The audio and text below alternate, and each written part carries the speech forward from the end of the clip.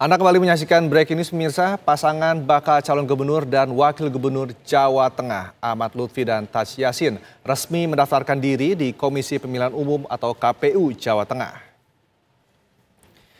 Kedatangan mereka langsung disambut oleh Ketua KPUD Jawa Tengah, Handi Triujiono. Setelah pengalungan kain secara simbolis kepada Ahmad Lutfi dan Taj Yassin, rombongan segera diarahkan ke lantai 3 gedung KPUD Jawa Tengah untuk melakukan proses pendaftaran. Rangkaian proses pendaftaran berlangsung selama kurang lebih 45 menit. Hasilnya, berkas pendaftaran pasangan Ahmad Lutfi dan Taj Yassin dinyatakan lengkap dan keduanya pun akan menjalani tes kesehatan sebagai rangkaian tahapan selanjutnya Pilkada 2024.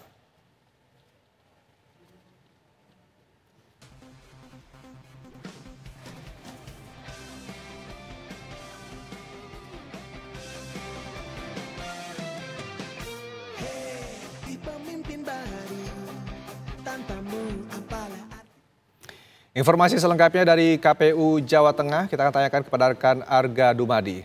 Arga, silakan dengan laporannya. Ya, Rendra dan pemirsa, kami kabarkan kepada Anda bahwa pada hari kedua pendaftaran Pilkada 2024 ini, khususnya di KPUD Jawa Tengah, ini ada satu paslon lagi yang mendaftarkan secara resmi diri mereka untuk berkontestasi meraih kursi sebagai Jateng 1 dan juga Jateng 2, yaitu paslon Ahmad Lutfi dan juga Taj Yassin, yang mana mereka tadi datang menjelang pukul 9 pagi, tentu saja didampingi oleh partai pengusung mereka di Jawa Tengah ini. Setidaknya ada 9 partai yang tergabung dalam Kimples, diantaranya adalah Golkar, kemudian juga Gerindra, Demokrat, PKS, PAN, PPP, kemudian ada juga PSI, di mana mereka tadi kemudian segera diarahkan ke lantai 3 untuk melakukan proses pendaftaran. Di mana memang proses pendaftaran terbilang cukup lama bila dibandingkan dengan hari kemarin ketika paslon Andika Perkasa dan juga Hendrar Priyadi melakukan pendaftaran, mengingat bahwa partai pengusung untuk Ahmad Lutfi dan juga Taj Yassin ini jauh lebih banyak, yaitu ada 9 partai, sehingga memang pemeriksaan yang dilakukan oleh petugas dari KPU Jawa Tengah ini tentu saja memakan waktu yang lebih lama, mengingat berkasnya tentu saja ini juga menjadi lebih banyak. Dan tadi setelah proses pendaftaran ini dilakukan, dinyatakan oleh pihak KPU Jawa Tengah bahwa berkas ini sudah lengkap dan Ahmad Lutfi dan juga Taj Yassin ini akan segera mengikuti tahapan selanjutnya, yaitu pemeriksaan kesehatan. Untuk pemeriksaan kesehatan sendiri kami kabarkan kepada Anda untuk dua paslon gubernur dan juga wakil gubernur Jawa Tengah ini akan dilangsungkan pada hari besok, yaitu pada hari Rabu, yaitu pada pukul 7 pagi di Rumah Sakit Karyadi, Semarang, Jawa Tengah ini. Pemeriksaan akan dilangsungkan secara paralel di waktu yang bersamaan untuk kedua paslon tersebut. Dari KPU Jawa Tengah sendiri ini juga sudah menyatakan bahwa tidak ada paslon lagi yang akan mendaftar dalam Pilkada 2024 di Jawa Tengah ini. Mengingat juga untuk calon independen ini kemarin sempat dibuka, namun tidak ada satupun yang mendaftar hingga batas waktu yang telah ditentukan, sehingga sudah dapat dipastikan yang akan bersaing dalam Pilkada 2024 di Jawa Tengah ini adalah paslon Ahmad Lutfi Taj Yassin melawan Andika Perkasa dan juga Hendrar Priyadi. Untuk sementara demikian, kembali ke Jakarta. Baik, terima kasih Arga Dumadi informasinya dari KPU Jawa Tengah. Selamat bertugas kembali. Dan lalu bagaimana dengan peluang atau peta persaingan di Pilgub Jawa Tengah? Kita akan perbincangan kembali dengan Mas Adi Prayitno. Mas Adi, kemarin sudah Andika Perkasa yang bersama dengan Hendrar Priyadi yang mendaftar, hari ini Ahmad Lutfi dan Taj Yassin. Ini bisa dibilang perang bintang terjadi di Jawa Tengah. Menurut Anda seperti apa? Ya, saya kira saya setuju dengan istilah perang bintang. Karena Andika Perkasa dan Irjen Ahmad Lutfi itu kan sama-sama bintang soalnya. Ya. Betul. Itu yang saya kira membuat kenapa ada istilah perang bintang itu. Nah, yang kedua menariknya di Jawa Tengah itu ada beberapa hal. Pertama, tidak ada petahana. Biasanya pertarungan politik yang tak ada petahana, maka probability kemenangan masing-masing kandidat itu masih bisa disebut 50-50 ya. Karena memang kalau tak ada petahana, kerja politik dan konsolidasi terhadap pemilih itu akan menjadi penentu di akhir pertandingan. Nah, yang kedua memang kalau kita membaca hasil survei, Irjen Ahmad Lutfi itu surveinya memang relatif unggul ya dibandingkan dengan yang lain, termasuk dengan Pak Dika Perkasa. Tapi kalau kita melihat variabel lain, bahwa Jawa Tengah itu adalah kandang banteng, saya kira elektabilitas Pak Irjen Ahmad Lutfi itu kan akan di ujung dengan mesin dan soliditas partai PDIP yang saya kira memang di Jawa Tengah itu dinilai cukup solid. Orang biasanya bicara tentang kekuatan politik PDIP di Jawa Tengah itu salah satu tolak ukurnya adalah dalam Pilgub 2013. Saat itu PDIP hanya mengusung Ganjar Pranowo yang popularitas dan elektabilitasnya sangat rendah jika dibandingkan dengan petahana Bibit Waluyo. Kemudian dalam perkembangannya justru Ganjar dengan topangan mesin politik yang cukup solid mampu memenangkan persaingan, dan petahana saat itu Bibit Waluyo yang elektabilitasnya tinggi, popularitasnya di atas rata-rata, justru kalah oleh Ganjar sebagai newcomer, pendatang baru, tapi karena mesin politiknya solid dan konsolidatif, maka Ganjar bisa memenangkan pertarungan. Nah, ini yang sepertinya membuat kenapa PDIP mengusung Andika Perkasa dan Hendi, karena ada keyakinan sepertinya di kalangan PDIP bahwa siapapun yang diusung, apalagi Andika dan Hendi ini adalah sama-sama kader banteng, tentu diharapkan dan mampu mengonsolidasi dukungan di sana.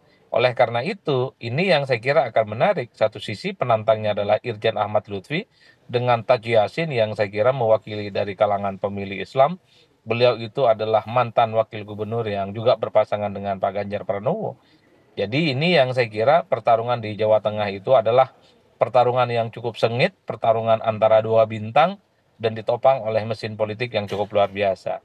Bahkan kalau mau ditambahkan sebenarnya Irjen Ahmad Lutfi ini kan ditengarai sebagai sosok yang cukup dekat dengan Pak Jokowi.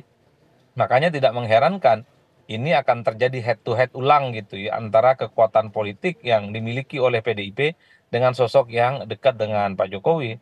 Bahkan dalam banyak hal publik menyebut, nah ini pertarungan antara banteng dengan orang yang teridentifikasi sebagai orangnya Pak Jokowi. Seru dan akan sangat menarik. Nanti tinggal kita tes siapa yang sebenarnya akan menang untuk menjadi gubernur di Jawa Tengah yang saya kira posisinya cukup seksi. Tapi jika kita lihat dari pengenalan ataupun pemahaman mengenai wilayah Jawa Tengah, Anda melihatnya dari tokoh-tokoh yang dicalonkan ini, siapakah yang lebih berpeluang untuk bisa memahami bagaimana kondisi di Jawa Tengah, terutama masalah sosial dan politiknya? Anda melihat peluang dari para calon ini seperti apa? Kalau bicara tentang pemahaman Jawa Tengah, saya kira dua calon ini cukup memahami. Hendrar Prihadi itu adalah mantan wali kota Semarang ya, yang saya kira memang penetrasinya di Jawa Tengah juga cukup lama.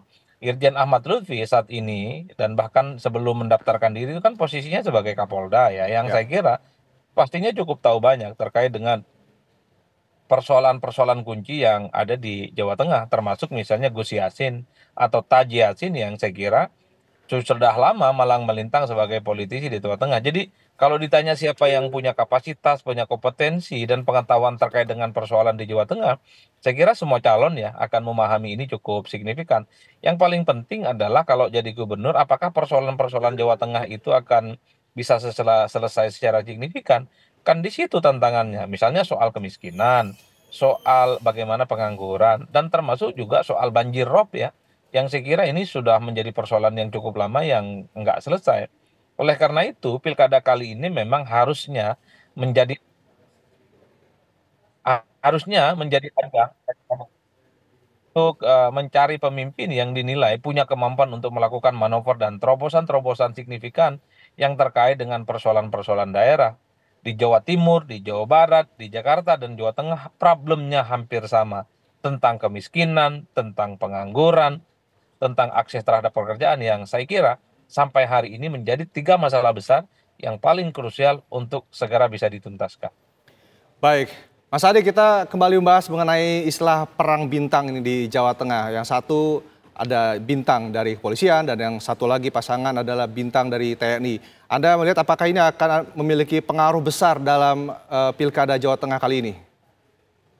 Ya, sentimen-sentimen yang berlatar belakang dimiliki oleh keduanya tentu akan muncul ya. Ini seakan-akan apa namanya Irjen Ahmad Lutfi yang memiliki latar belakang di kepolisian akan berhadapan dengan Pak jenderal ya, Purnawirawan Andika Perkasa misalnya yang memiliki latar belakang tentara. Tapi kita ingat Mas bahwa TNI, polisi, dan ASN itu kan tidak boleh berpolitik. Mereka Betul. itu tidak boleh cawe-cawe dalam urusan politik. Bahwa sentimen yang berbasiskan kelembagaan yang didasarkan atas dua kandidat itu ada, ya.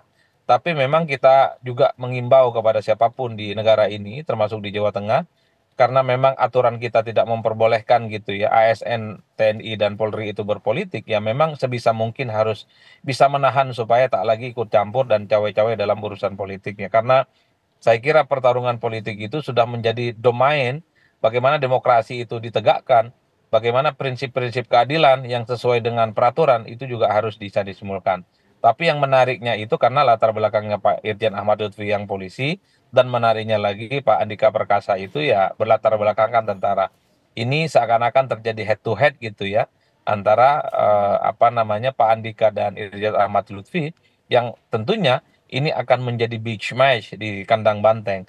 Dan bahkan saya menilai ini semacam pertarungan politik, head to head politik ya, antara Jokowi dengan PDIP. Karena publik juga tahu bahwa Irjen Ahmad Lutfi ini kan memiliki kedekatan secara emosional dan kedekatan secara politik dengan Jokowi. Dan kita juga tahu Andika Perkasa itu adalah kader PDIP yang saya kira juga maju di kandangnya banteng. Bagi saya Jawa Tengah ini menjadi provinsi yang jauh lebih menarik dibandingkan dengan daerah-daerah lain. Baik, terima kasih Mas Adi Praitno. Kita akan simak bersama bagaimana peta persaingan nanti, bagaimana itu di Jawa Tengah, Jawa Timur, dan juga Jakarta. Terima kasih Mas Adi Praitno sudah bergabung bersama kami di Breaking News TV One. Dan bisa kita ke Terima kasih, Mas. informasi selanjutnya, calon gubernur Jawa Tengah Ahmad Lutfi telah resmi mendaftar ke KPU Jawa Timur. Rekan-rekan partai pendukung dari 13 partai yang mendukung kami. Hari ini tahapan pemilu baru dimulai dan kami telah diterima secara administratif di KPU yang nantinya akan dilanjutkan tahapan-tahapan yang lain. Tentunya saya hari ini juga sangat senang sekali, apalagi kontestasi pemilu juga akan dimulai.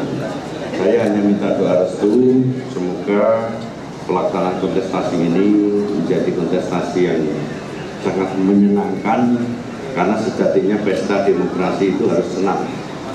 Jadi pesta itu harus senang, harus ramai. Siapapun pimpinannya adalah putra-putra terbaik Jawa Tengah 2024 membawa masyarakat kami.